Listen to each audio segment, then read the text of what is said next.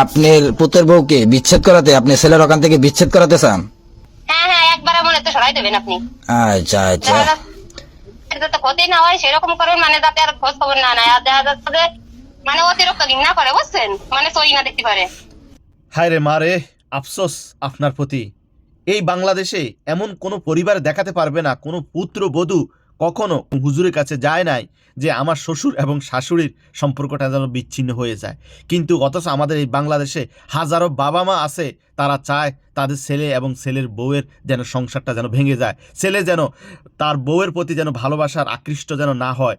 আর অথচ একই মা সে তার মেয়ের বেলায় চিন্তা করে যেন আমার মেয়েটা আমার মেয়ের হাজব্যান্ডের কাছে যেন খুব সুখে শান্তিতে যেন থাকে, হাজব্যান্ড তাকে যেন অনেক ভালোবাসে।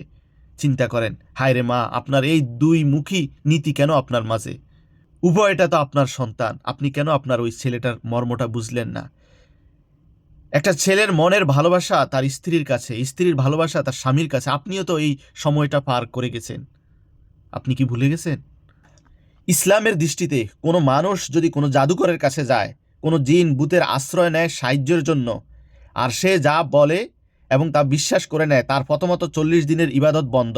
আর ওই জাদুকর যদি কোনো কিছু বলে বা তার উপর বিশ্বাস করে, তাহলে ওই ব্যক্তি যেন রাসূল সাল্লাল্লাহু আলাইহি সাল্লামের উপরে আনিত যে কোরআনের বিধান নাজিল হয়েছে, সে যেন তাকেই অস্বীকার করেছে। কত বড় গুনাহের কাজ! জাদুকরের শাস্তি ইসলামের মধ্যে হচ্ছে মৃত্যুদণ্ড, কারণ তারা সমাজকে অস্থির করে দেয়।